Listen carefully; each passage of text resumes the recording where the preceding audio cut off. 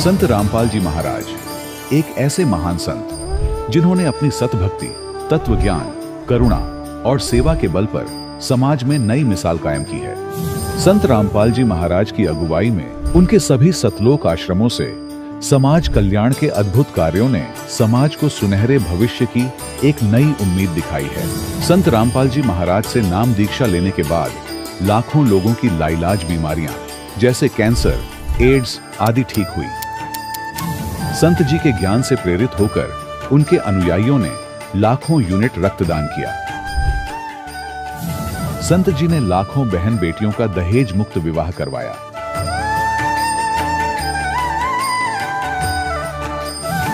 संत जी ने लाखों लोगों का नशा छुड़वाया, करोड़ों उजड़े परिवार बसे। संत जी के आश्रमों में समागम के दौरान निःशुल्क नेत्र चिकित्सा, दंत चिकित्सा प्रदान की जाती है। संत रामपाल जी महाराज द्वारा समय समय पर पर्यावरण संरक्षण के उद्देश्य से बड़े स्तर पर वृक्षारोपण किया जाता है। संत जी ने जरूरतमंदों को तत्काल राहत पहुंचाने के लिए एम्बुलेंस सेवा शुरू की। संत जी अपने अनुयायियों को देहदान के लिए प्रेरित करते हैं, जिससे मानवता की सेवा और चिकित्सा क्षेत्र में सुधार हो सके। संत रामपाल जी महाराज के सभी आश्रमों में हर रोज निःशुल्क भंडारा आयोजित किया जाता है, जहां हर वर्ग, हर जाति और हर धर्म के लोग एक साथ बैठकर भोजन करते हैं।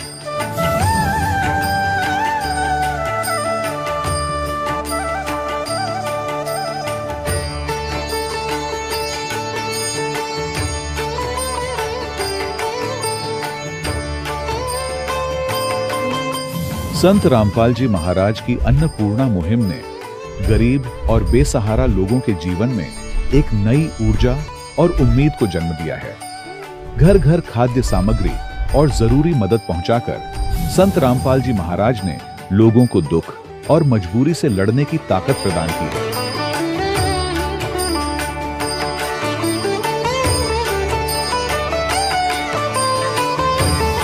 संत रामपाल जी महाराज द्वारा गरीब लोगों के लिए घर बनवाने का अद्भुत कार्य एक ऐसी मिसाल कायम कर रहा है जो सदियों सदियों संत जी की उदारता और दया भावना के तौर पर जाना जाएगा।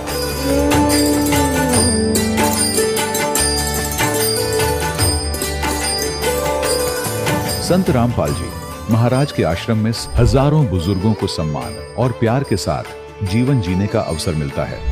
उनके खाने, रहने और स्वास्थ्य की पूरी जिम्मेदारी संत रामपाल जी महाराज उठाते हैं। अनाथ बच्चों के लिए संत रामपाल जी महाराज के सभी आश्रम किसी वरदान से कम नहीं। यहाँ उन्हें शिक्षा, संस्कार और भविष्य के लिए बेहतर अवसर प्रदान किए जाते हैं। चाहे बाढ़ हो, भूकंप या महामारी, संत रामपाल जी महाराज और उनके अनुयायी हमेशा ही जरूरतमंदों के लिए सबसे आगे खड़े रहते हैं। कोविड महामारी के दौरान संत रामपाल जी महाराज के आश्रमों से करोड़ों लोगों के लिए भोजन, दवाइयां और जीवन रक्षक सामग्रियां उपलब्ध कराई गई। चाहे गरीब की मदद हो या किसी शोषित और पीड़ित वर्ग के हक और सम्मान की लड़ाई, संत रामपाल जी महाराज ने हमेशा ही उनकी दबी आवाज को सरकारों तक पहुंचाया है और उन्हें उचित न्याय दिलवाने में अहम भूमिका अदा की है। समाज में आध्यात्मिक और सामाजिक मूल्यों के प्रति जागरूकता लाने में संत रामपाल जी महाराज हर कदम पर मानवता के सच्चे सेवक साबित हुए हैं। संत रामपाल जी महाराज का जीवन हमें सिखाता है कि सच्ची सेवा वही है जो निस्वार्थ भाव से की जाए। आइए हम भी इस महान सेवा के कार्य में इस महान संत से जुड़ें और संत रामपाल जी महाराज से नाम दीक्षा लेकर अपने जीवन को धन्य बनाएं।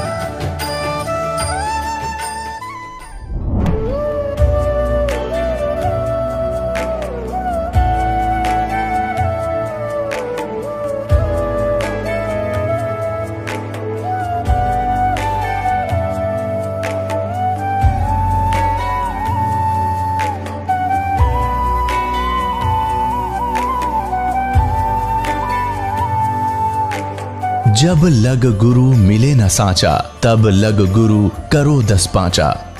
क्या गुरु बदल सकते हैं? क्या गुरु बदलने से पाप लगता है? अध्यात्म के इस मैदान में आखिर सही गुरु कौन है? गीता जी में वर्णित तत्वदर्शी संत कौन है? इन सभी प्रश्नों के उत्तर जानने के लिए अवश्य सुनिए जगत गुरु तत्वदर्शी संत रामपाल जी महाराज के मंगल प्रवचन। सत्साहिब दर्शकों, मनुष्य भक्ति इसलिए करता है ताकि उसे अपने जीवन में शारीरिक कष्टों और परेशानियों से छुटकारा मिल सके।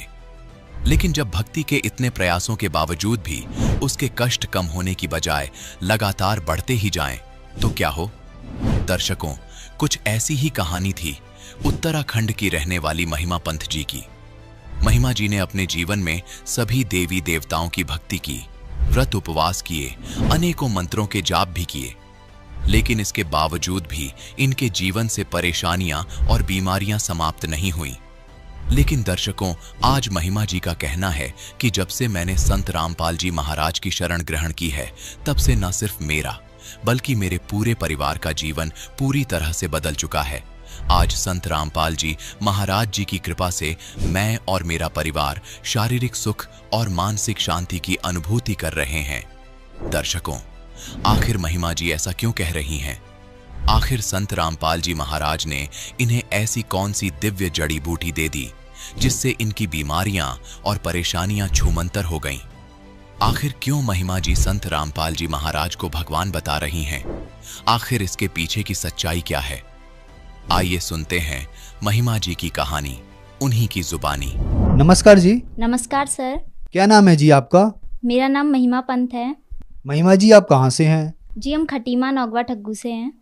महिमा जी, संत रामपाल जी महाराज से नाम दीक्षा आपने कब ली? जी, हमने 6 मार्च 2018 को संत रामपाल जी महाराज से नाम दीक्षा ली है। महिमा जी, संत रामपाल जी महाराज से नाम दीक्षा लेने से पहले आप क्या भक्ति साधनाएं करती थी? जी, संत रामपाल जी महाराज से नाम दीक्षा लेने से पहले हम यही चलती आ रही साधना करते थे, जैसे शिव की पूजा करते थे, उनको अपना भाई बनाया हुआ था, उनको राखी बांधते थे हम शिव जी को, और उनकी पूरी जितनी भी फैमिली उनको हमने खुद की फैमिली बनाई हुई थी। तो फिर आप संत रामपाल जी महाराज की शरण में कैसे आई?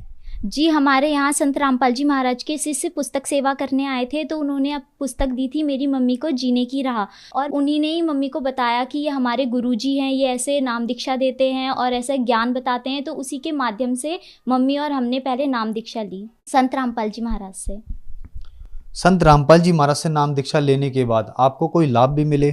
जी, हमें संत रामपाल जी महाराज से नाम दीक्षा लेने के बाद अनेकों लाभ मिले, शारीरिक, आर्थिक, प्रत्यक्ष अप्रत्यक्ष बहुत लाभ मिले। जैसे कि हमें भूत बाधा थी और बहुत अनेकों बीमारियां थी। मैं ठीक होती थी तो मेरी मम्मी बीमार हो जाती थी, मम्मी ठीक होती थी तो दीदी बीमार हो जाती थी।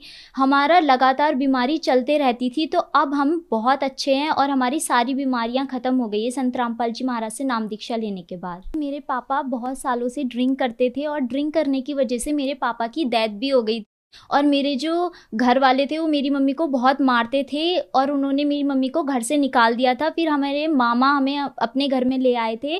फिर हमारे पास कुछ भी नहीं था उस समय, सिर्फ हम एक कपड़े पहन के, जो हमने कपड़े पहने थे वही कपड़े पहन के हम अपने मामा के घर में आ गए थे। फिर कुछ सालों बाद मेरे मामा की भी डेथ हो गई और मेरी मम्मी को अल्सर की बीमारी हो गई और हम सब बीमार रहने लग गए। हमारे घर में इतनी लड़ाइयाँ होती थी, हमारे पास कुछ भी नहीं था। जब मेरी मम्मी हमारे मामा के घर में आई थी, मेरी मम्मी के पास 1 रुपये बैंक बैलेंस भी नहीं था, क्योंकि मेरे पापा जो थे वो ड्रिंक करते थे, इसीलिए उन्होंने कुछ भी नहीं जोड़ा था। हमारे पास 1 रुपये, हमारे खाते में 1 रुपये भी नहीं थे। और परमात्मा की नाम दीक्षा लेने के बाद अब हमारे पास खुद का घर भी है। मेरी मम्मी की जो अल्सर की बीमारी चली आ रही थी वो बीमारी भी ठीक हो गई है। हमको इतनी तकलीफ थी, हम इतने बीमार थे, हमारी जो भूत बाधा थी सारी सब ठीक हो गई है। और अब मेरी मम्मी की परमानेंट जॉब भी लग गई है, गवर्नमेंट जॉब लग गई है। अब मालिक की दया से, परमात्मा की दया से, संत रामपाल जी महाराज की दया से हमारे पास हर चीज़ है। महिमा जी, संत रामपाल जी महाराज से नाम दीक्षा लेने के बाद आपको बहुत सारे लाभ प्राप्त हुए। जैसे कि आपने बताया कि आपकी आर्थिक स्थिति बहुत ज़्यादा खराब थी, संत रामपाल जी महाराज से आपने नाम दीक्षा ली, अब आप बिल्कुल ठीक हैं। ये भी कहा जाता है कि भक्ति बुढ़ापे में करनी चाहिए, लेकिन आप अभी से ही भक्ति पे लग गए, तो क्या ये बात सही है? जी, भक्ति करने की कोई उम्र नहीं होती है, हमारा कोई भरोसा नहीं है कि हम कब ख़त्म हो जाए। जैसे मेरे मामा थे, वो इतनी भक्ति करते थे, मेरे मामा को सपने में श्री कृष्ण और राधा दिखाई देते थे। तो मेरे मामा की इतनी छोटी उम्र में क्यों डेथ हो गई, वो भी इतनी बुरी तरीके से। मेरे मामा की खाई में गिरने की वजह से डेथ हो गई। मेरे मामा पहाड़ जा रहे थे, वो भी अपने देवता को पूजने के लिए जा रहे थे, तो मेरे मामा की डेथ क्यों हो गई। अगर भक्ति करने की बुढ़ापे में उम्र होती है तो उनकी इतनी जल्दी क्यों डेथ हो गई। मेरे पापा की इतनी क्यों जल्दी डेथ हो गई। वो तो अभी बुजुर्ग नहीं थे, वो सिर्फ 30-35 साल के थे, तभी उनकी डेथ हो गई। तो ऐसा कोई नहीं है कि हमें सिर्फ बुढ़ापे में ही भक्ति करनी है। हमारे जीवन का कोई भरोसा नहीं है कि अभी हमारी डेथ हो जाए, हम मर जाएंगे तो बुढ़ापा तो आएगा ही नहीं। भक्ति करने की कोई उम्र नहीं है। जब हमें सत ज्ञान प्राप्त होता है, सत भक्ति मिलती है हमें, तभी भक्ति स्टार्ट कर देनी चाहिए। जैसे कि आप देवभूमि उत्तराखंड से हैं और संत रामपाल जी महाराज की बताई हुई भक्ति के अनुसार आप उनसे नाम दीक्षित हैं, तो संत रामपाल जी ऐसी कौन सी भक्ति बताते हैं? क्या वो अपनी बनाई हुई भक्ति बताते हैं कि जो इतनी देवी देवताओं को छोड़ के आप लोग संत रामपाल जी महाराज से नाम दीक्षा लेते हो, ठीक हो जाते हो, आपके लाभ होते हैं? जी नहीं, उनकी खुद की कोई भी भक्ति बनाई हुई नहीं है। वो गीता वेद पुराणों से प्रमाणित ही ज्ञान बताते हैं।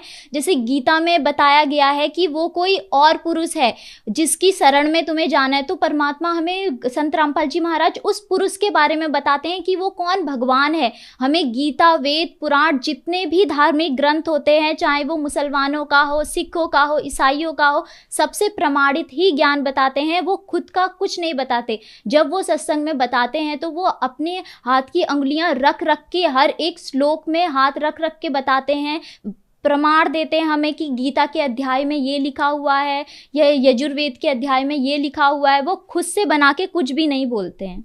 तो क्या संत रामपाल जी महाराज से नाम दीक्षा लेते हैं तो वो देवी देवताओं की पूजा छुड़वाते हैं? जी, ऐसा कुछ नहीं है कि संत रामपाल जी महाराज देवी देवताओं की पूजा छुड़वाते हैं।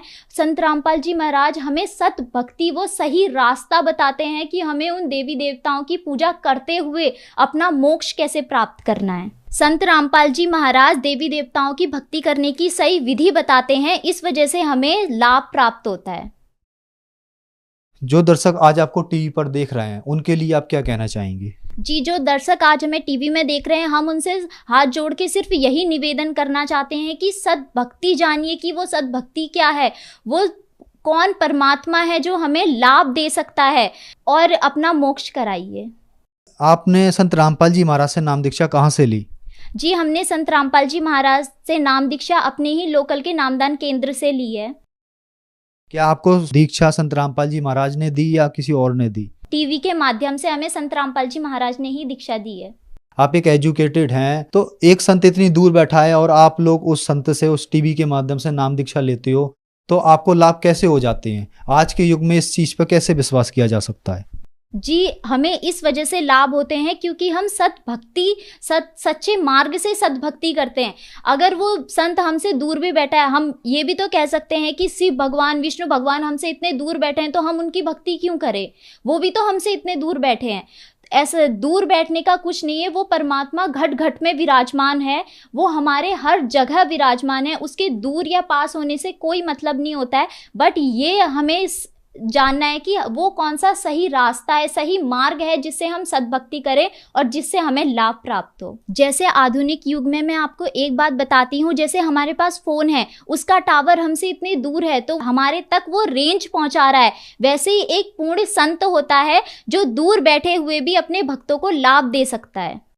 आपके गुरुजी संत रामपाल जी महाराज से नाम दीक्षा कैसे ली जा सकती है, अगर कोई लेना चाहे तो? विभिन्न टीवी चैनलों पे सत्संग चलते हैं, उसमें पट्टी आती है, उसमें नंबर दिए होते हैं। आप उनमें कॉल करके अपने नज़दीकी नामदान केंद्र का पता जान सकते हैं और संत रामपाल जी महाराज से नाम दीक्षा ले सकते हैं। और संत रामपाल जी महाराज के यूट्यूब पर भी चैनल है संत रामपाल जी महाराज नाम से, उसमें भी अनेकों सत्संग हैं। उनके नीचे भी पट्टी चलती है, उनमें भी नंबर दिए होते हैं। आप उनमें कॉल करके भी अपने नज़दीकी नामदान केंद्र का पता जान सकते हैं और नाम दीक्षा ले सकते हैं। और संत रामपाल जी महाराज के फेसबुक, इंस्टाग्राम, ट्विटर में भी चैनल हैं। ट्विटर में संत रामपाल जी महाराज का हैशटैग हमेशा ट्रेंड करता रहता है, तो उससे भी देख के आप ज्ञान प्राप्त कर सकते हैं। धन्यवाद जी। सत साहिब। दर्शकों, अभी आपने सुने संत रामपाल जी महाराज से दीक्षा प्राप्त करके सुखी हुए भक्त के अनुभव। अब देखिए जगत गुरु तत्वदर्शी संत रामपाल जी महाराज के मंगल प्रवचन। वो एक ही मालिक है जो सबके दुखों को दूर करता है, लेकिन बाद में विष्णु रूप बना लिया।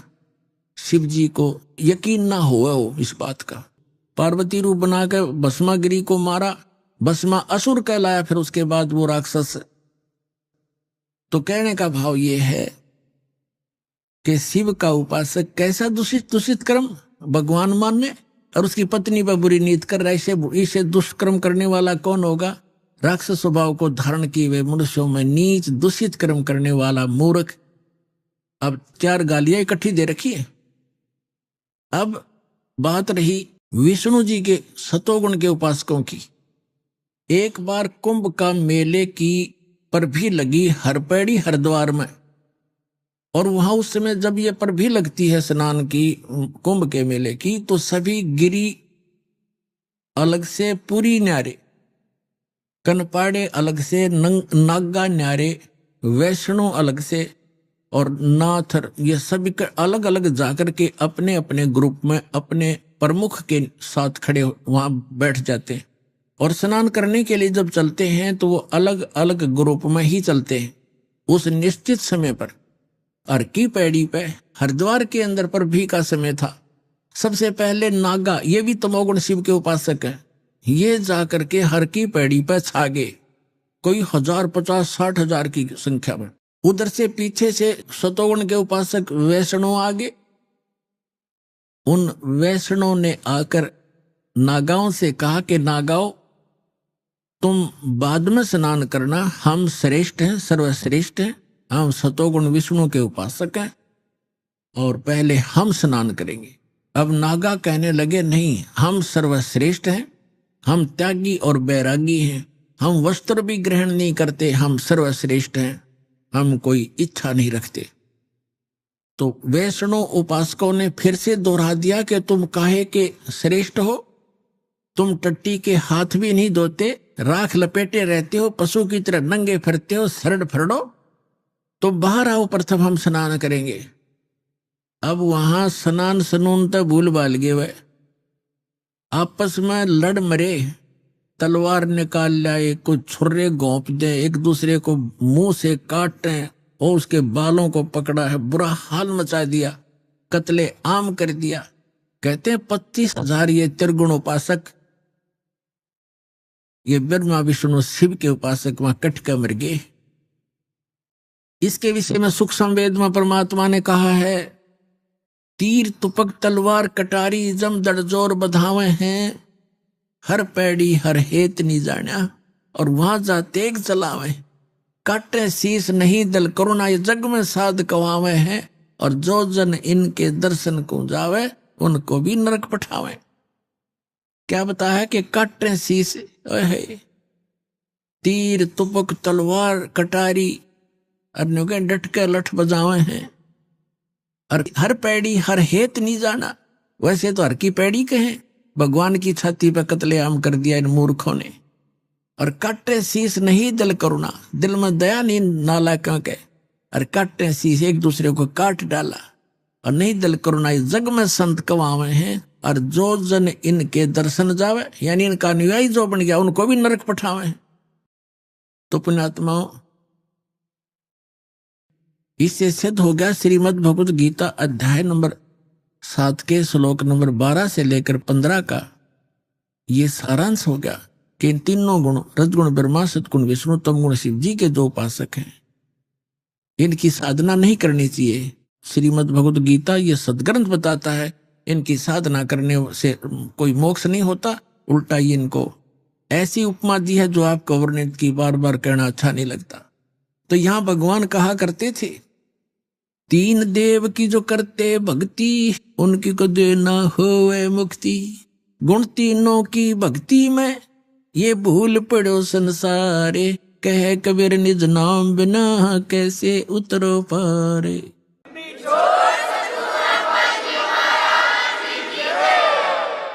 तो इससे सिद्ध हो गया भगवान ने 600 वर्ष पहले ये बात कही थी, जो आज दास ने उन्हीं के बताए ज्ञान के अनुसार उसके बच्चों को सिद्ध कर दिया कि ये साधना जो हम करते थे वो गलत थी, और जिनको हम पूजते थे वो भगवान नहीं थे। पुण्यात्माओं, जब तक अपने को ये तत्व ज्ञान नहीं हुआ था तब तक हम इसी व्यवस्था को बहुत ही अच्छा मानते थे। किसी की मृत्यु हो गई तो शोक व्यक्त करने चले जाते थे। अपने खुद चोट लग जाती तो बुरा हाल होता, किसी दूर के नाते में या कुल के किसी दूर के व्यक्ति को ये दुख होता, मृत्यु हो जाती तो हम औपचारिकता ही करते रहते थे कि उनको उनके यहाँ जाना ही जाना है, क्योंकि वो हमारे यहाँ आए थे, मृत्यु हुई थी और हमारे पास कोई विकल्प नहीं था। जिस कारण से हमने अपने आप को ऐसे ही ढाल लिया। इन कष्टों को सहन करने की एक आदत सी बन गई। अब परमात्मा ने आके याद दिलाया कि इन कष्टों का कारण क्या है, क्योंकि आप गलत स्थान पर रह रहे हो, और दूसरा कारण ये है कि आपको ज्ञान नहीं, तत्व ज्ञान नहीं, और जिस कारण से आप वो भक्ति प्राप्त नहीं कर सके जिससे आपका ये कष्ट, जन्म और मृत्यु का ये दुख और इस गंदे लोक में निवास सदा के लिए समाप्त हो जाए।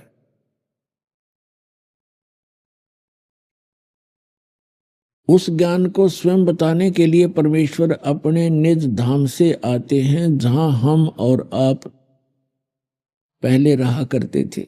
वहां सर्व सुख था, कोई दुख नहीं था, कोई मृत्यु नहीं थी, हमारा परिवार था।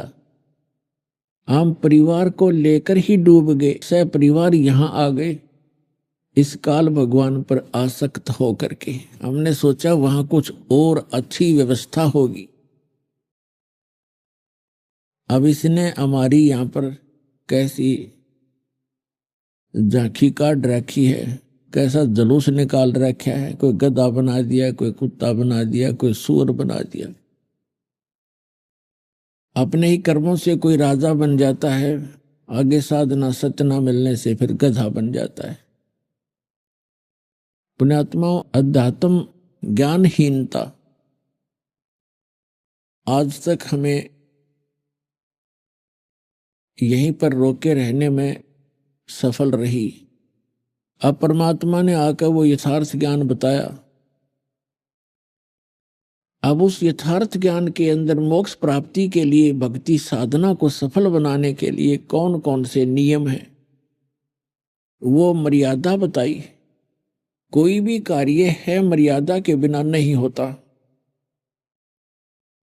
इस लोक में परिवार की भी एक मर्यादा होती है, विवाह शादी जिससे नाते होते हैं उनकी भी मर्यादाएं होती हैं। जैसे बिजली है, बिजली इलेक्ट्रिसिटी, इसकी भी नियम है, मर्यादा है। उन मर्यादाओं को रखेंगे तो ये लाइट हमें प्राप्त रहेगी।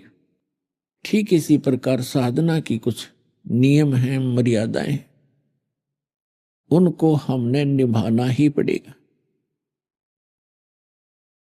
इनमें सबसे प्रथम है कि गुरु की आवश्यकता होती है। किसी भी भक्त की साधना गुरु के बिना सफल नहीं हो सकती, और गुरु भी पूरा हो। इनकम्प्लीट गुरु से बात नहीं बनेगी। ज्ञान पूरा हो, पूरा गुरु मिलेगा तो आपको सारी वस्तु ही संपूर्ण मिलेंगी, क्योंकि पूरे का काम पूरा ही होता है। अब गुरु के बिना बात बने नहीं। परमात्मा ने स्वयं आकर के ज्ञान दिया है कि आप जी श्री राम और श्री कृष्ण जी को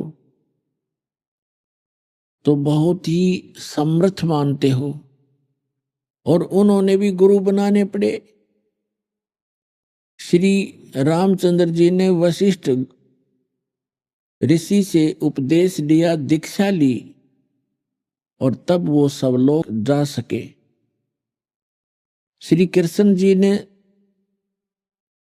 दुर्वासा जी से दीक्षा ली, उनके शिष्य बने, तब वो सब लोग जा सके। श्री कृष्ण जी के गुरु के बारे में संदीपनी ऋषि और बीच में आता है। संदीपनी ऋषि से उनको अक्सर ज्ञान हुआ था, जैसे टीचर होते हैं पढ़ाई वाले, शिक्षा वाले, और एक होते हैं आध्यात्मिक टीचर, गुरु। तो संदीपनी उनके अक्सर ज्ञान कराने वाले गुरु थे और दुर्वासा जी उनके अध्यात्म मार्ग के गुरु थे। तो परमात्मा कहते हैं कबीर जी, राम कृष्ण से कौन बड़ो, उन्हू भी गुरु कीन, तीन लोक के वे धनी, गुरु अग अदीन। कि श्री राम और कृष्ण जी ने भी गुरु बनाने पड़े, तो आप बगैर गुरु की साधना कर रहे हो। तो समझदार को इतना ही संकेत बहुत है। फिर बात रही पूरे गुरु की, तो पूरे गुरु की पहचान क्या है? परमेश्वर ने स्वयं ये ज्ञान बताया है, उसकी पहचान बताई है, हमारे सदग्रंथों के अंदर भी वो प्रमाणित है। सतगुरु के लक्षण कहूं, मधुरे वचन विनोद, चार वेद सठ शास्त्र वो कहे 18 बोध।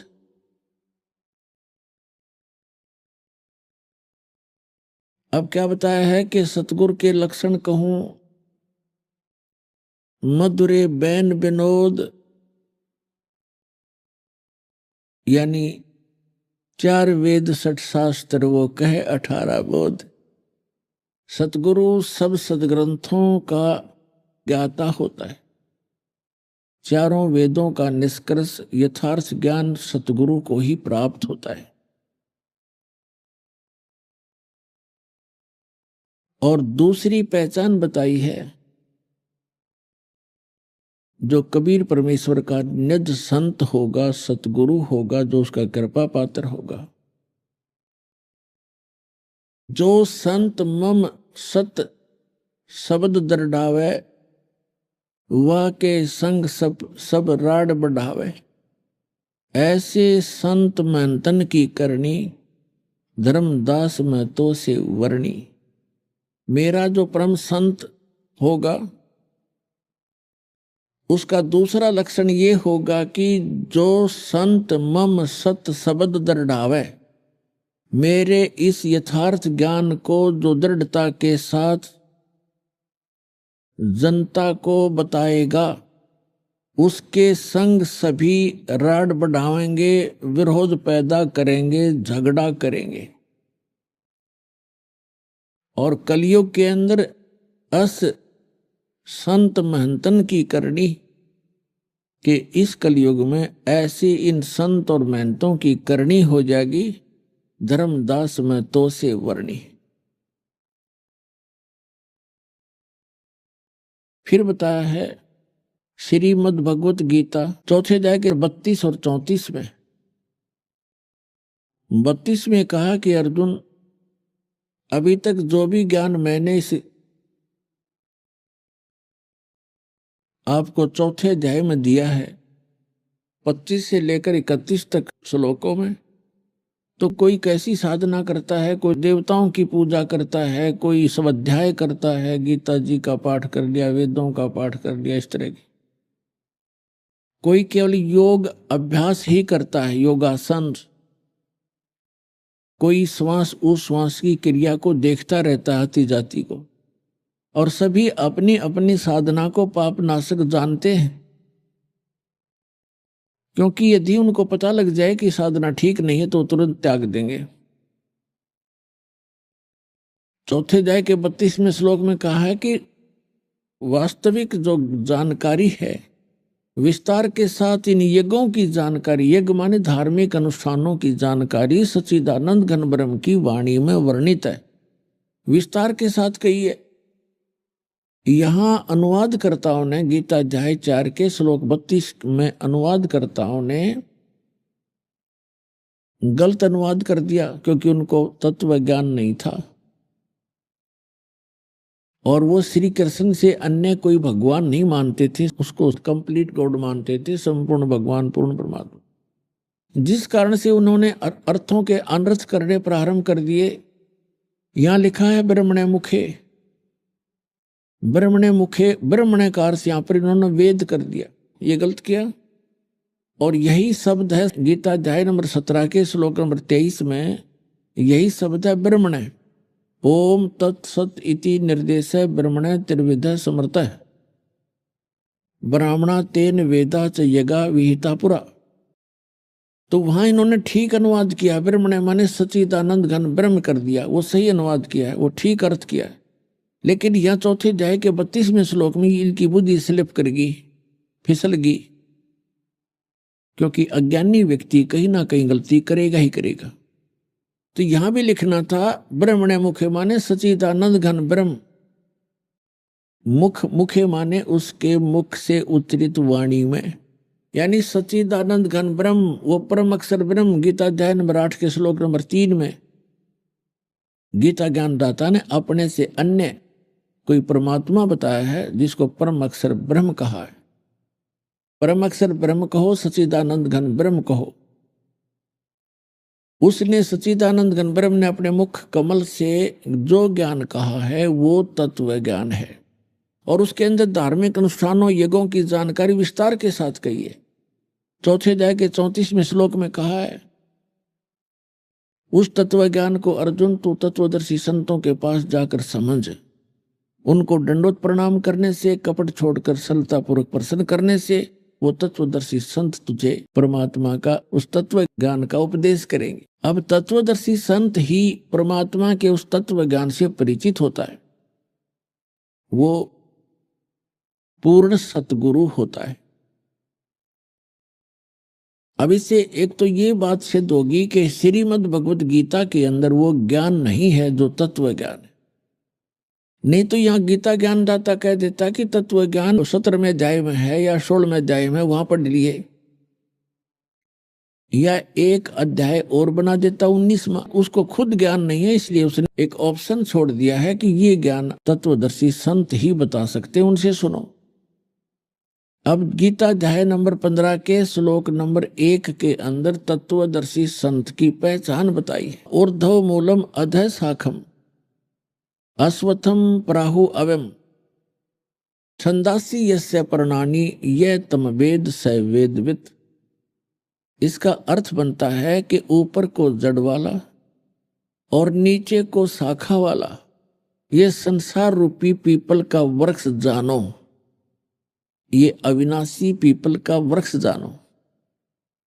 और छंदासी यस्य प्रणानी, जिसके छंद माने विभाग, पत्ते आदि जिसके विभाग हैं, और यह तम वेद, और जो इस संसार रूपी वृक्ष के सर्वांग सभी पार्ट्स को, ऑल पार्ट्स को बता देगा, स वेदवित, वह वेद के तात्पर्य को जानने वाला है, वह तत्वदर्शी संत है। तो पुण्यात्मा, परमेश्वर कबीर जी जो परम अक्षर ब्रह्म हैं, सच्चिदानंद घन ब्रह्म हैं, वे स्वयं आए थे भारतवर्ष की पावन धरती पर सन 1398 में पवित्र नगरी काशी में, और वहां काशी नगर से बाहर एक सरोवर के अंदर विकसित कमल के फूल के ऊपर आके नवजात शिशु का रूप धारण किया था। वहां से नीरू नीमा नाम के पति पत्नी दुल्हा प्रतिदिन स्नानार्थ जाया करते थे, क्योंकि लहर तारा तालाब गंगा के स्वच्छ जल से वर्षा के दिनों में जब गंगा फुल स्विम पर चलती थी, फुल भर के गौ घाट के ऊपर से उछल उछल कर लहरों के द्वारा उस झील के अंदर वो पानी संग्रहित हो जाता था, जो सारा वर्ष पर्याप्त रहता था। बहुत सुंदर जल गंगा का होता था। वो प्रतिदिन वहां स्नान करने जाया करते थे, क्योंकि यही निरुनिमा उसी जीवन में ब्राह्मण ब्राह्मणी थे। मुसलमानों ने उनको जबरदस्ती मुसलमान बना दिया था, और हिंदुओं ने मुसलमानों को गंगा में स्नान करने पर प्रतिबंध लगा दिया था घाट के ऊपर। तो उसके बाद ये मुसलमान बना दिए गए थे बाई फोर्स। तो इनके पास कोई विकल्प रहा नहीं था, जुलाहे का काम करने लग गए। पहले ये ब्राह्मण थे, विद्वान थे, शिव के पुजारी थे, भगवान शिव के शिव पुराण की कथा करके ये अपनी दक्षिणा से गुजारा किया करते थे, निर्वाह करते थे। अब वो दक्षिणा बंद हो गई, जिस कारण से इन्होंने जुलाहे का काम करना प्रारंभ कर दिया था। तो वो प्रतिदिन उस लहर तारा तालाब के अंदर स्नान करने जाया करते थे। वहां परमात्मा सतलोक से आए, एक शिशु रूप धारण किया, निरुनिमा उनको उठा ले गई। तो वहां परमात्मा धीरे धीरे बड़े हुए। 5 वर्ष की आयु में ही बड़े बड़े विद्वानों के छक्के छुड़ा दिए। परमात्मा 5 वर्ष के थे उस समय महर्षि कहो, पंडित जी कहो, स्वामी रामानंद जी 104 वर्ष के थे, और वेदों और गीता के बड़े विद्वान माने जाते थे। ये लंबा प्रकरण है, लेकिन अब थोड़ा शॉर्ट करके बताऊंगा। और 16 वर्ष की आयु में ही वो दीक्षित हो गए थे। बाल ब्रह्मचारी थे, ब्राह्मण जाति में थे। वहां लगभग 1400 उन्होंने शिष्य ऋषि बना रखे थे, जो उनके द्वारा बताए गए वेद और गीता और पुराणों के ज्ञान को आगे जनता में प्रवचन किया करते थे, बताया करते थे। जब परमात्मा 5 वर्ष के हुए, अब दास ये बताने जा रहा आपको कि तत्वदर्शी संत भी परमात्मा कबीर जी स्वयं ही थे। और उसके पश्चात जिन महापुरुषों को मिले वो तत्वदर्शी संत थे। कौन कौन? आदरणीय धर्मदास साहिब जी, आदरणीय मलुकदास साहिब जी, आदरणीय नानक साहिब जी, आदरणीय दादू साहिब जी, आदरणीय गरीबदास साहिब जी, गांव छुरानी, जिला झज्जर, हरियाणा वाले, आदरणीय गीसा दास जी, गांव खेखड़ा, अब जिला बागपत हो गया, बागपत, पहले मेरठ जिला था, उत्तर प्रदेश वाले। और फिर ये स्वामी रामानंद जी परमात्मा से परिचित होने के बाद फिर ये भी तत्वदर्शी संत बन गए थे। लेकिन परमात्मा मिलने से पहले की ये कथा आपको सुना रहा हूं। तो परमेश्वर ने स्वयं आकर के वो तत्व ज्ञान बताया था। उस समय परमात्मा तत्वदर्शी संत की भूमिका भी कर रहे थे। भगवान तो वो है ही हैं, और एक अच्छे नागरिक की भूमिका भी कर रहे थे, और एक अच्छे दास की भूमिका भी कर रहे थे। हमारे लिए एक उदाहरण पेश करके गए कि इस लोक में यदि आप मोक्ष चाहते हैं तो यहाँ की सब बकवादें, सब यहाँ के जो नकली सुख, इनसे मन हटाना पड़ेगा, तब आप यहाँ सफल हो सकोगे। तो क्या बताया था परमात्मा ने 600 वर्ष पहले तत्वदर्शी संत की भूमिका करते हुए? अक्सर पुरुष एक पेड़ है, सर पुरुष वाकी डारे, तीनों देव शाखा है, 22 पात रूप संसारे। अक्सर पुरुष एक पेड़ है, निरंजन कहो, सर पुरुष कहो, इसे काल कहो, सर ब्रह्म कहो, सर पुरुष वाकी डार, और तीनों देवा रजगुण ब्रह्मा, सतगुण विष्णु, तम गुण शिव जी, तीनों देवा शाखा हैं ये पात रूप संसार। हम तो पात रूप के अंदर हैं, संसार तो। और जैसे एक उल्टा लटका हुआ संसार रूपी वृक्ष श्रीमद् भगवद गीता अध्याय 15 मंत्र 1 में बताया है कि तत्वदर्शी संत कौन होगा?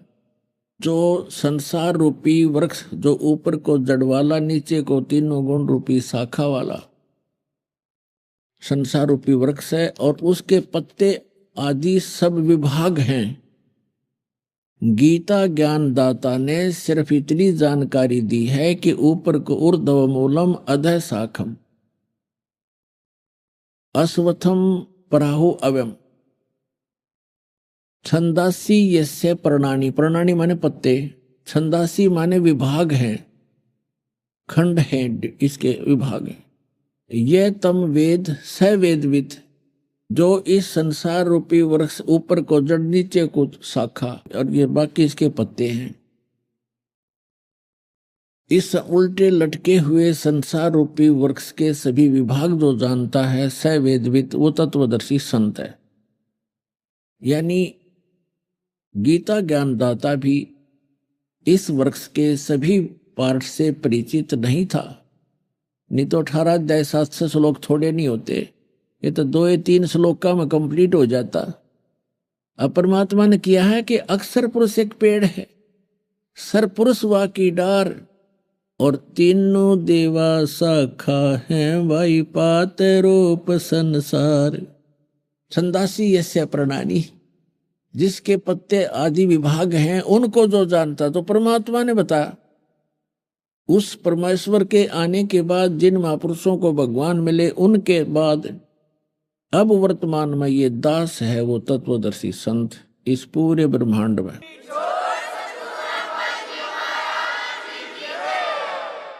पुण्यात्माओं, अपनी आप महिमा करना अच्छा सा नहीं लगता, लेकिन मेरी मजबूरी बन गई, क्योंकि हमारे भगवान ने भी अपनी जानकारी आप पर बताई थी। हम ही अलख अला हैं कुतुब गोस और पीर, गरीबदास खालिक धनी हमरा नाम कबीर। ए स्वामी सृष्टा में, सृष्टा माने सारी सृष्टि का रचने वाला, ए स्वामी सृष्टा में सृष्टि हमारा तीर, और दास गरीब, गरीबदास जी बता रहे हैं भगवान की महिमा। जैसे तुलसीदास जी ने श्री रामचंद्र जी की रामायण लाखों वर्ष पहले की घटना जो कि तो अपनी सिंपल भाषा में चित्रार्थ कर दी थी। अभी आपने सुने संत रामपाल जी महाराज के मंगल प्रवचन। आइए अब सुनते हैं संत रामपाल जी महाराज से नाम दीक्षा लेकर सतभक्ति करके अद्भुत लाभ प्राप्त करने वाले अनुयायी के विचार। दर्शकों, मनुष्य को जब अपने जीवन में सुख की प्राप्ति नहीं होती तो वह अनेक धर्म गुरुओं के दरवाजे खटखटाता है और इसी कश्मोकश में वह नकली गुरुओं के चंगुल में फंस जाता है। एक ऐसी ही कहानी है हरियाणा के रहने वाले पाली नागर जी की। पाली नागर जी परमात्मा प्राप्ति के लिए अनेक धर्म गुरुओं के पास गए। इन्होंने गुरमीत राम रहीम जी से भी नाम दीक्षा ली, लेकिन फिर भी इन्हें सुख की प्राप्ति नहीं हुई। ना ही इन्हें शारीरिक सुख मिला और न ही मानसिक शांति मिली। पाली जी का कहना है कि मेरी जिंदगी तब बदली जब मुझे संत रामपाल जी महाराज की शरण मिली। जब से मैंने संत रामपाल जी महाराज से नाम दीक्षा ली है, तब से मेरा जीवन पूर्ण रूप से बदल गया है। आज मैं सुखी और स्वस्थ हूं। दर्शकों, पाली नागर जी ने आखिर क्यों गुरमीत राम रहीम जी को छोड़कर संत रामपाल जी महाराज की शरण ग्रहण की? आखिर इसके पीछे मुख्य कारण क्या रहा? आइए जानते हैं पाली नागर जी की कहानी उन्हीं की जुबानी। नमस्कार सर। नमस्कार सर। क्या नाम है सर आपका? जी, पाली नागर नाम है मेरा। कहाँ से आए हैं सर? जी, मैं शिवानी बोलान, जिला हिसार, हरियाणा से आया हूँ। सर, संत रामपाल जी महाराज की शरण में आने से पहले आप क्या भक्ति साधना करते थे?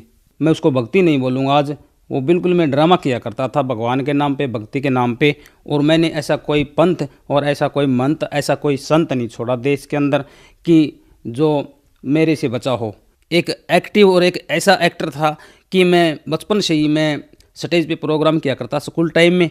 वही ड्रामा, वही एक्टिंग मैंने अपने निजी ज़िंदगी में डाल ली और मैं संतों की शरणों में जाने लगा। और मुझे लोग देते थे, मैं गा तब जाता था, शब्द वाणियाँ कहता था और मैं लोगों को तरह तरह के भगवान के बारे में अचंभित करने वाले नुस्खे बताया करता था। और भगवान की वो रोचक और भयानक वाणियाँ जो मैं बताता था, लोग बड़े ध्यान से सुनते थे और मेरे प्रति मेरी बहुत रिस्पेक्ट करते थे, बहुत आदर करते थे। इस तरह में मेरा सफ़र एक मान बिडाई में चला गया और मैं ड्रामे करता रहा भगवान के नाम पे। और मैंने सबसे पहले एक गुरु बनाया, उस गुरु का नाम था सत्य प्रकाश जी महाराज, जो हमारे हरियाणा में पड़ता है कि हाँसी शहर, वहाँ पर उसका आश्रम है। और उसके बाद मैंने सरसा में गुरमीत राम रहीम सिंह जी से भी मैंने उपदेश लिया। मैंने ये सुन रखा था बचपन से ही कि गुरु के बगैर कल्याण नहीं, इसलिए मैं गुरु को सिर्फ धारण किए हुए था, लेकिन गुरु से मुझे ज्ञान प्राप्त नहीं हुआ। मैं उनकी शरण में जाता रहा, सिर्फ एक अपने भावना में अपनी मन को शिथिल करने के लिए, अपने आप को संतुष्टि दिलाने के लिए मैं लगा रहा और मैं निरंतर चलता रहा। उसके बाद मैं सतप्रकाश जो मेरा जो गुरु था, जहाँ मैंने 13 साल अपने ज़िंदगी के वेस्ट किए, वहाँ उसने मुझे उत्तराधिकारी बना दिया और मुझे एक संत की पदवी दे के मेरे लिए अलग से एक आश्रम बना के दे दिया। और मैं नामदान के द्वारा लोगों को मिसगाइड करता रहा, भक्ति के नाम पे ठगता रहा और उनसे पैसे ऐंठता रहा और उनको गलत रास्ते पे लगाता रहा, जिससे मेरा आर्थिक बेनिफिट होने लगा। और मेरी इतनी संतुष्टि तो हो चुकी थी, कोई संत तो है नहीं, तू करता है तो क्या बुरा करता है, सभी ऐसा ही करते हैं। सभी कहते हैं कि भगवान निराकार है, तो भी मैं भी निराकार कहने लगा। और मेरे को जो नाम उपदेश दिया गया था उस संत के द्वारा, वो नाम था शब्द स्वरूपी राम। धन धन सतगुरु, वहाँ उसका नारा जयकारा हुआ करता, तो मैं धन धन सतगुरु का नारा लगाता था। और मैंने उस शब्द के ऊपर मैंने एक ग्रंथ की भी रचना की, तो वो ग्रंथ आज भी मेरे पास है। जो ग्रंथ मैंने शब्द स्वरूपी राम के नाम से शब्द ज्ञान आत्म कल्याण नामक एक ग्रंथ भी मैंने छाप के लोगों में बांटा, जो आज भी लोग पढ़ते हैं उस ग्रंथ को, और आज भी उसी चक्कर में वो मेरी रिस्पेक्ट करते हैं। तो मैंने उस गुरुजी से पूछा कि हे गुरुजी, शब्द स्वरूपी राम ये कौन है? तो वो कहते थे कि बस शब्दे धरती, शब्दे आकाश, शब्दे सद भया प्रकाश, कि भाई शब्द ही परमात्मा है। तो मैं पूछता था तो वो शब्द का रूप रंग आकार है या निराकार है? तो वो कहते वो निराकार है। तो यहाँ आकर के मेरी बुद्धि चकर जाती कि भाई इस गुरु को भी कुछ ज्ञान नहीं है। अगर कोई ये कहे कि भाई सूर्य वो निराकार है और इसका प्रकाश साकार है, ये बात नहीं बनती। तो मैंने इस बात पे मेरी आस्था नहीं जमी। तो मैं कहता सही बताओ गुरुजी, भगवान कौन है? तो वो कभी कहते कृष्ण जी भगवान है, कभी कहते निराकार है। तो मेरी बुद्धि ने ये मेरे को डिसीजन दिया कि भाई इसको पता ही नहीं है। तो मैंने अपने हिसाब से शब्द स्वरूपी राम को ही डिस्क्लोज किया और मैंने मेरे दिमाग की खोज और मैंने उसके नाम कर दी। यानी मैंने अपना जो ज्ञान था उसके नाम मैंने एक पुस्तक छापी जिसका नाम रखा शब्द ज्ञान आत्म कल्याण। और मैं इस तरह से बहुत से ही मैंने अपने शिष्य बनाए, लोगों को मिसगाइड किया। और कहें तो मैं वो आपको वो ग्रंथ मेरा जो राइट किया था मैंने उस गुरु जी के लिए मैं अभी आपको दिखा सकता हूँ, मैं साथ लेके आया हूँ। ये देखिए सर जी, जो मैं ड्रामे किया करता था मैं आम जनता को भी दिखाना चाहता हूँ। जो मैंने अपने दिमाग की कल्पना एक ग्रंथ के रूप में तैयार किया और ये ड्रामे करके मैंने बहुत से लोगों को मिसगाइड किया और मैं आपको वो ग्रंथ भी दिखा सकता हूँ। देखिए कि कैसे भोले भाले जीव जगत को हम जैसे ड्रामेबाज जो संत बने हुए हैं वह कैसे मिसगाइड करते हैं। तो आज संत रामपाल जी महाराज की शरण में आने के बाद पता चला भगवान निराकार नहीं है, भगवान साकार है, सह शरीर है, उसका नाम कबीर है। और सभी वेद गीता और गुरु ग्रंथ साहिब और बाइबिल सभी में प्रमाण मिला।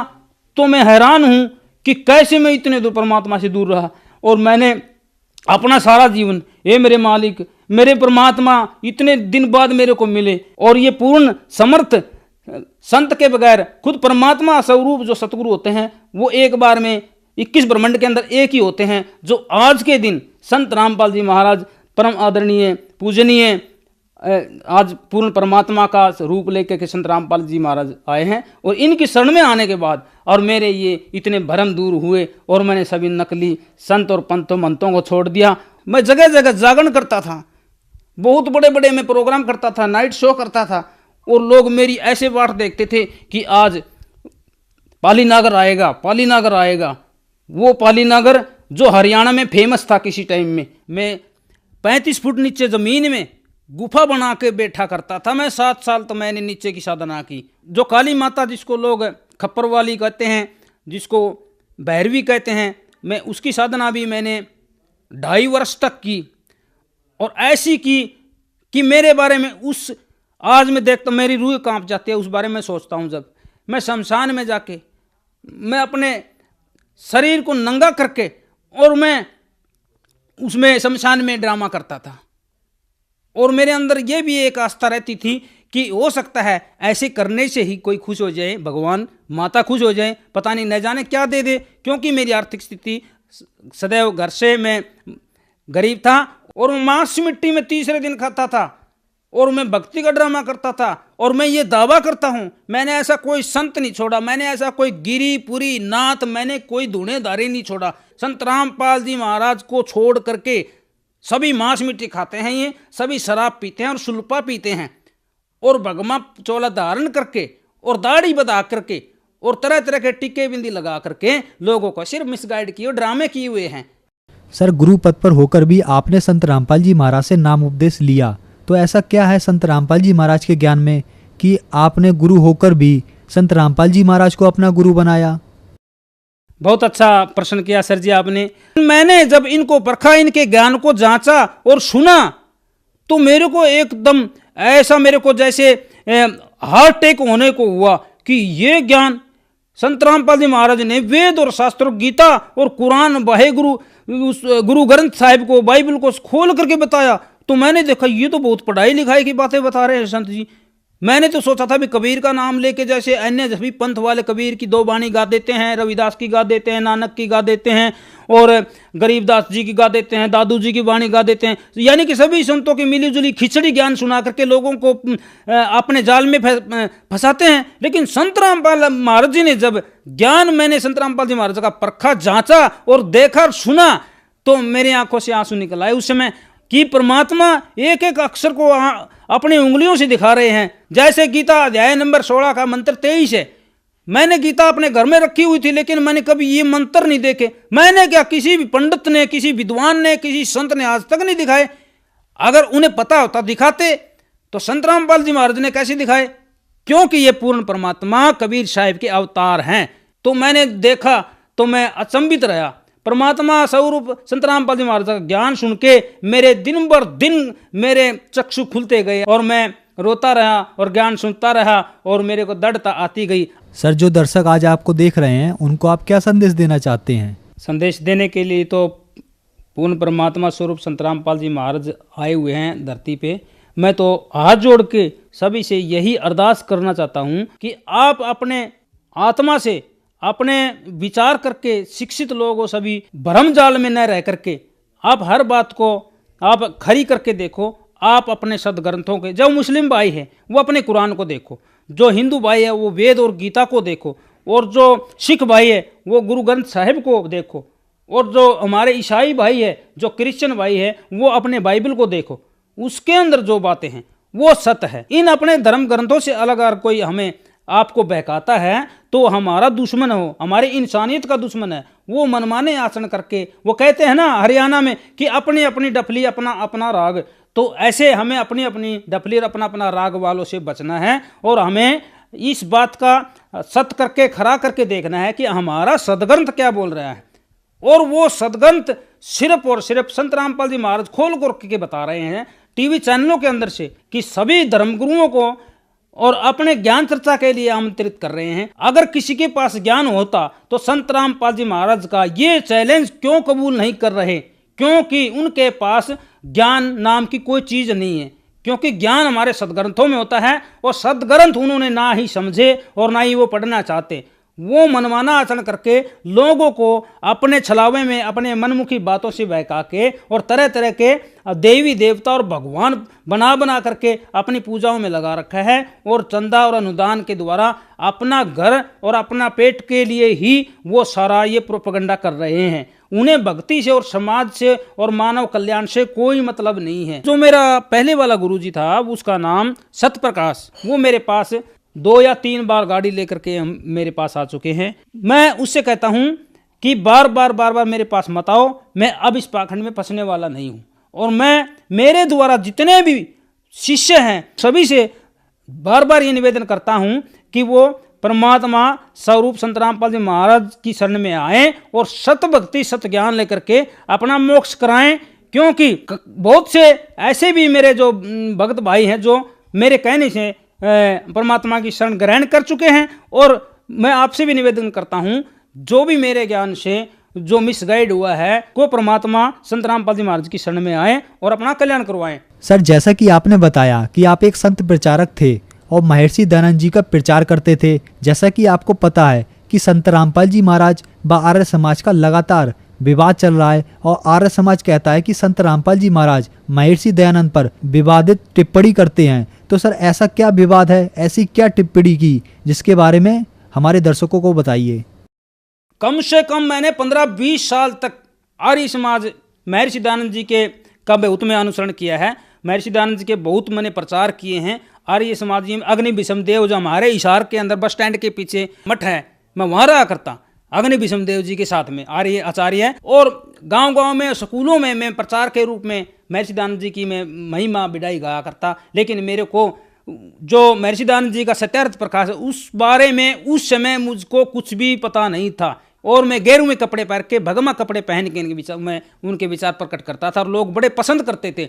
लेकिन संत रामपाल जी महाराज की शरण में आने के बाद मेरे को पता चला, जो आर्य समाज के लोग हैं, जो मेरे जैसे निकम्मे, वो क्यों संत रामपाल जी महाराज के पीछे पड़े हुए हैं। महर्षि दयानंद ने लिखी हुई है, क्या सूर्य पे आदमी रह सकता है।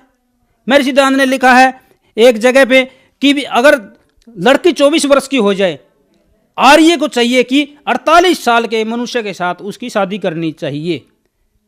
क्या हमारे समाज में ये संभव है? क्या हमारी लड़की 24 वर्ष की हो तब 48 साल के इंसान के साथ हमें उसको विवाह कर सकते हैं? उसका संत रामपाल जी ने अपने घर से नहीं बनाई है, सत्यार्थ प्रकाश के अंदर से निकाल करके अखबार में लेख लिखा और तब उन लोग विरोध किया। और भी बहुत सी टिप्पणियां मैं आपको बता सकता हूं। जैसे महर्षि दयानंद ने लिखा है कि जब कोई बहन बेटी हमारी विधवा हो जाए तो उसका दूसरा विवाह मत करो। तो पूछने वाले ने जब पूछा कि इससे क्या होता है, तो महर्षि दयानंद ने लिखा है, धर्म है ना जो पति वर्ता का, वो धर्म गिर जाता है। तो पूछने वाले ने कहा, तो उसकी सारी उम्र, जो जवान लड़की होती है, सारी उम्र उसकी कैसे व्यतीत होगी? तो महर्षि दयानंद ने उत्तर दे रखा है कि उसे चाहिए कि वो अन्य पुरुष 11 पुरुष तक के साथ में नियोग कर सकती है, यानी कि पति पत्नी व्यवहार कर सकती है। ये टिप्पणी नहीं है, ये हकीकत महर्षि दयानंद जी का ज्ञान है, जो संत रामपाल जी महाराज ने दुनिया को दिखा दिया और जिससे उन्होंने विरोध शुरू कर दिया। क्योंकि उन्हें अपनी रोजी रोटी का खतरा है। क्योंकि जिस सत्यार्थ प्रकाश से और जिस महर्षि दयानंद के नाम से वो प्रोग्राम करके लोगों से दान लेते थे और जगह जगह प्रोग्राम करके गांव में, स्कूलों में, वो उनके प्रोग्राम बंद होने का उन्हें खतरा है, इसलिए वो विरोध करते हैं। तो इस तरह से महर्षि दयानंद के जो अनुयायी है, जो समर्थक हैं, उनके साथ साथ अन्य धर्मगुरुओं के भी परमात्मा स्वरूप संत रामपाल जी महाराज ने सच्चाई बताई है कि वो कहते क्या हैं और उनके धर्म ग्रंथों में क्या लिखा है। तो अन्य जितने भी संत, जितने भी मंत, जितने भी पंथ है, कोई न खतरा हुआ कि तुम्हारा अगर अज्ञान जो दुनिया में फैलेगा, तुम्हें कौन मानेगा? क्या इस तरह से सच्चाई छुप सकती है? नहीं छुप सकती। तो हमें आज पता चला है कि संत रामपाल जी महाराज किसी की कोई गलत टिप्पणी नहीं करते। जो बताते हैं वो हकीकत बताते हैं, वो सत्य बताते हैं। और अगर वो सत्य और हमारे जैसे निकम्मे और मूर्ख लोगों को अगर गलत लगे तो वो संत रामपाल जी महाराज का कसूर नहीं है। उनका तो ये नेचर है कि समाज को सुधारना है और नकलियों से बचाना है और असली की पहचान करानी है, जो हमारे शास्त्रों में ज्ञान भरा पड़ा है। सर, संत रामपाल जी महाराज से नाम दीक्षा कैसे ले सकते हैं? संत रामपाल जी महाराज से नाम उपदेश लेना बहुत ही आसान है। बहुत से इंटरनेशनल टीवी चैनलों पे परमात्मा स्वरूप संत रामपाल जी महाराज के सत्संग प्रवचन आते हैं और उस पे डिस्प्ले होते हैं नीचे पीली पट्टी पे फ़ोन नंबर। उन फ़ोन नंबरों को आप नोट कीजिए और फ़ोन मिलाइए और जो फ़ोन पर पे बात आप जिस भगत से होगी, भगत भाई से, वो उससे संपर्क करके, और परमात्मा संत रामपाल जी महाराज ने जगह जगह शहरों में, जगह जगह गाँव में और देश विदेश में नामदार केंद्र खोल दिए हैं। आप कहीं से भी नाम उपदेश लेकर के अपना कल्याण करवाइए और सतभक्ति प्राप्त करके मोक्ष की प्राप्ति कीजिए। धन्यवाद सर। सत साहिब।